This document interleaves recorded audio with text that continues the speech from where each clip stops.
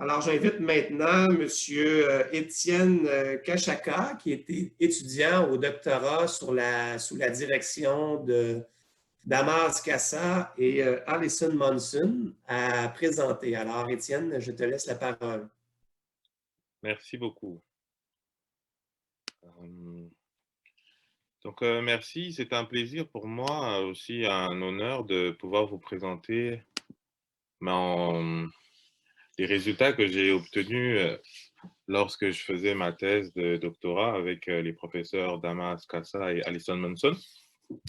Et je suis très content aussi qu'il y ait un volet agroforesterie dans le colloque du CEF, puisque l'agroforesterie apparaît de plus en plus dans les recommandations en ce qui concerne la gestion des sols notamment, et c'est une bonne chose qu'on présente nos résultats de recherche. Alors, pour ma présentation, je vais respecter le plan classique. Et donc, cette étude se déroule en République démocratique Excuse-moi, du Étienne, Congo. j'ai juste. Ah, OK, c'est bon. Je voulais juste te demander de le mettre en mode présentation, c'est fait. Merci. Ah, ok, merci, oui, désolé. Donc, voici l'Afrique. En tout noir, c'est la République démocratique du Congo. Un plus grand plan de la République démocratique du Congo, le voici. Et ce grand point rouge, c'est Kinshasa, la capitale. Et pour vous donner un ordre de grandeur en ce qui concerne la population, à Kinshasa, nous sommes à plus de 15 millions de personnes. Et Kinshasa, c'est 100 fois plus petit que la province du Québec, alors qu'au Québec, nous sommes autour de 8 millions. Donc, ça vous donne une idée du nombre d'habitants. Aujourd'hui, on estime à 87 millions d'habitants le nombre de Congolais. En majorité, ce sont des gens qui habitent, ce sont des personnes qui habitent en milieux ruraux. Et malheureusement, environ 54% des ménages ruraux sont en insécurité alimentaire. Et ce, pour plusieurs raisons qu'on n'évoquera pas au cours de cette présentation. Mais ce qui nous intéresse, c'est dans la pratique agricole, c'est la qualité des sols. Alors, sur cette photo, voici le manioc. C'est la culture qui nous intéresse dans cette recherche. Le manioc, pourquoi? Parce qu'il est consommé par environ 70% de la population pour ses feuilles et pour ses tubercules, donc ses racines tubérisées. Les feuilles, on les utilise comme des épinards. Les racines, on peut les consommer lorsqu'on les a bouillies ou alors on peut les transformer en faire de la farine et préparer une pâte qui s'appelle foufou. Alors, comment ces braves agricultrices procèdent? Alors, généralement, elles vont cultiver leurs terres, cultiver jusqu'au moment où elles vont constater une baisse des rendements ou un envahissement des mauvaises herbes.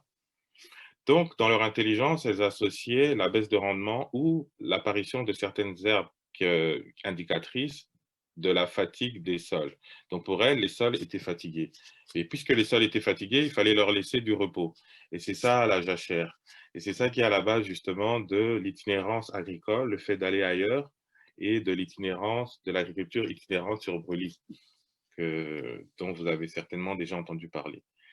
Alors, est-ce qu'ils avaient tort de réfléchir ainsi? Bien sûr que non, c'était très intelligent de leur part, puisque laisser les terres en repos permettait un retour de la végétation naturelle qui s'accompagnait d'un retour de la fertilité des sols. Et là, on parle de périodes entre 10 et 30 ans. Et donc, eux, dans leur intelligence, ils savaient également que certaines espèces ligneuses indiquaient un certain niveau de retour de fertilité. Donc, c'est un système qui fonctionnait comme ça: on cultive et pour fertiliser, on laisse reposer, puis on va revenir plus tard. Mais ce système ne marche plus puisqu'il y a croissance démographique, puisqu'il y a des problèmes de disponibilité des terres. Et avec le faible accès aux engrais, les jachères sont devenues trop courtes et elles ne permettent pas de restaurer la fertilité des sols. Alors, ce schéma de Guillemin, moi, je l'aime beaucoup parce qu'il résume à peu près la situation dont on s'intéresse dans ce travail. C'est qu'ici, on a une période de culture qui est suivie d'une période de jachère inutilement longue. Le scénario B, on a une période de culture suivie d'une période de jachère optimale qui permet de maintenir un certain niveau de rendement. Puis le scénario C, malheureusement, le scénario qui est le plus fréquent de nos jours, c'est celui d'une jachère trop courte qui entraîne une chute de productivité. Alors, c'est à ce niveau qu'intervient l'agroforesterie. Alors, l'agroforesterie, de façon simpliste, on peut dire que c'est intégrer les arbres à l'agriculture, agriculture, culture ou élevage. Et dans notre cas-ci, c'est de dire, au lieu de laisser la végétation naturelle s'installer graduellement, puisque ça prend beaucoup de temps, on va planter des arbres au moment de laisser les terres en jachère. Donc après une série de cultures, on va planter des arbres. Pourquoi planter des arbres? Puisqu'on compte sur les arbres pour permettre la restauration de la fertilité des sols de façon plus rapide et aussi d'autres avantages liés à la présence des arbres, notamment la séquestration de carbone, d'autres possibilités d'utilisation de ces arbres, etc., etc. Alors, c'est à ça que s'intéresse cette thèse, c'est les jachères agroforestières. Cette recherche a eu lieu sur le plateau des Batéké, c'est une région en République démocratique du Congo qui se situe à 150 km de Kinshasa, la capitale. Ces caractéristiques sont présentées ici. De manière générale, les sols sont sableux, ils sont aussi acides, et voilà les caractéristiques de pluviométrie. Mais alors, ce qui nous a intéressé le plus, c'est d'aller voir, puisqu'on parle de jachère, on parle d'arbres, on parle de durée, donc quelle serait la durée optimale pour une jachère agroforestière? Alors, les jachères agroforestières concernaient une espèce d'arbre qui s'appelle Acacia auriciliformis, qui n'est pas originaire du Congo, qui vient plutôt d'Océanie, je dirais Papouasie-Nouvelle-Guinée, territoire du Nord, Queensland, et donc c'est plus de cette région-là, et c'est donc une espèce exotique. On a voulu voir s'il y avait des différences selon les classes d'âge, donc 1 à 3 ans, 3 à 5 ans, 5 à 7 ans, donc l'âge des arbres, versus une jachère traditionnelle de 5 ans. Jachère traditionnelle qui implique végétation naturelle, et puisqu'on est en région de savane, donc c'est de la végétation de savane d'environ 5 ans. Alors pourquoi on a fait ça? Le but était de comparer, de voir si les arbres amélioraient les propriétés physico-chimiques des sols, aussi le carbone. Et puisqu'on parle d'agroforesterie, l'agroforesterie, c'est les arbres pour l'agriculture. Donc, on a voulu voir si ces améliorations, justement, des sols avaient aussi une incidence sur les rendements et les contenus en nutriments de ces rendements. Alors, comment on s'y est pris? On avait 4 blocs. Donc, on est parti d'un plan en bloc complet.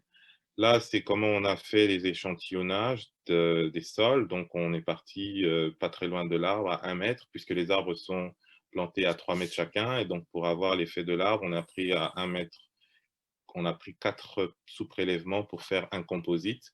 Et ça, on l'a répété à 3 profondeurs, 0, 10, 10, 40, 40, 100.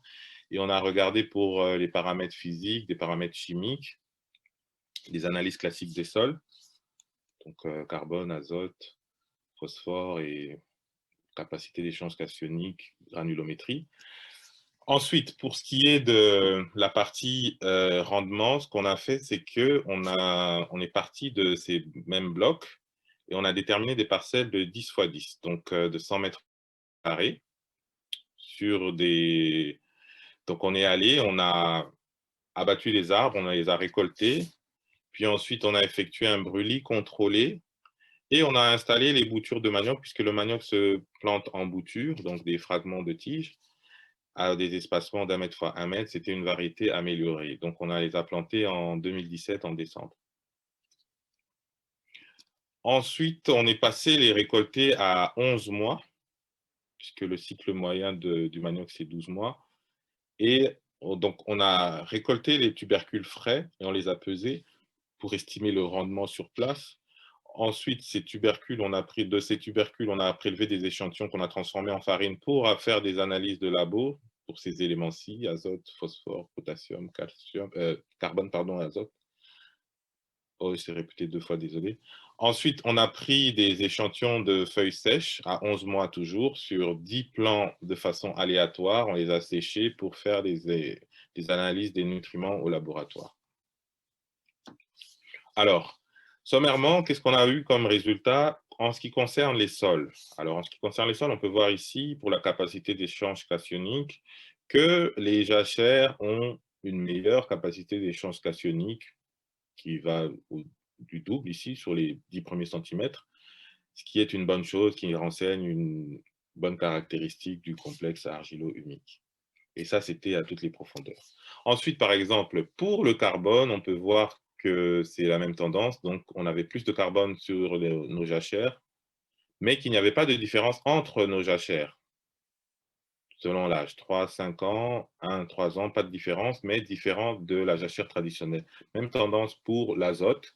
Cependant, on a constaté une acidification au niveau des jachères, donc on baissait d'une unité, donc c'était environ 10 fois plus acide. Pour ce qui est de stock de carbone, ça suivait la même tendance naturellement, la même tendance que les concentrations de carbone. Ensuite, ce qui est intéressant pour les rendements, c'est qu'on n'a pas constaté de différence, à part pour les jachères les plus longues, donc de 5 à 7 ans.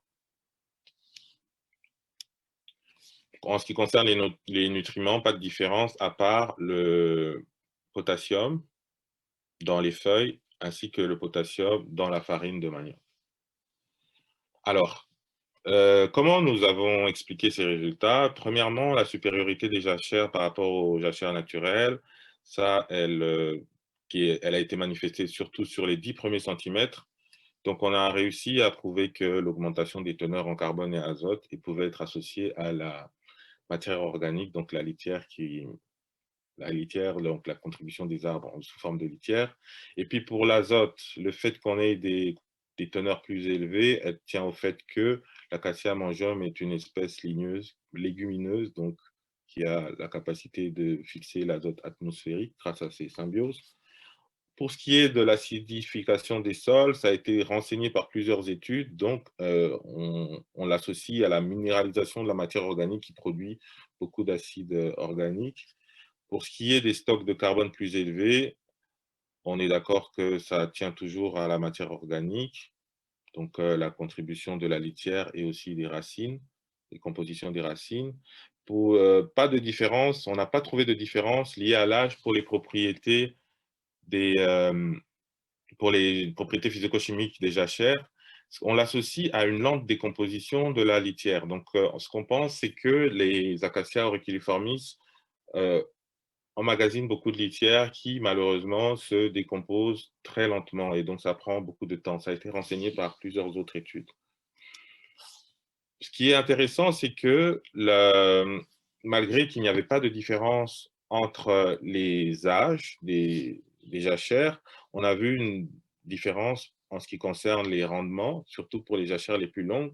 Et ça, on l'a associé au fait qu'une jachère plus longue signifie une plus grande abondance de la litière. Et vu que nous avons fait un brûlis, donc on a rendu disponible d'importantes quantités de nutriments, sans compter qu'il y avait des souches abandonnées, des souches d'arbres abandonnées, donc qui auraient pu contribuer aussi à obtenir ces rendements-là. Bon, pas de différence au niveau des feuilles et des racines à part pour le potassium. Bon, le potassium des feuilles, on a eu un problème avec l'estimation du potassium des feuilles dans la mesure où on a récolté des feuilles de tout âge à 11 mois, ce qui n'est pas recommandé finalement. Ce qu'on recommande, c'est de récolter les feuilles à 4 mois, vu que c'est à cette période-là que les tubercules commencent à se développer et donc l'appareil foliaire est moins fourni et se développe beaucoup moins. Bon, ce n'était pas possible puisque nous étions ici et que le terrain était à Kinshasa. Bon, les teneurs élevées en potassium des farines, elles sont associées à des rendements élevés. Ça a été renseigné par plusieurs études et nous, on avait obtenu un coefficient de 48,7%. Alors, en général, comme conclusion, c'est de dire que les jachères agroforestières, notamment celles âgées de 5 à 7 ans, ont permis d'obtenir de meilleurs rendements. C'est une information intéressante dans la mesure où elle peut orienter à la gestion de ces jachères agroforestières. Et ce qui est intéressant, c'est aussi de voir que c'est à cet âge que correspond justement la récolte des arbres, puisque je ne l'ai pas mentionné, mais ce sont des arbres qu'on récolte pour produire du charbon de bois. Et donc, c'était une information qui peut être utile dans la gestion de cette pratique. Donc, c'est ça. Donc, je vous remercie pour votre attention. Merci beaucoup, Étienne, pour cette très belle présentation. Très intéressant. Merci.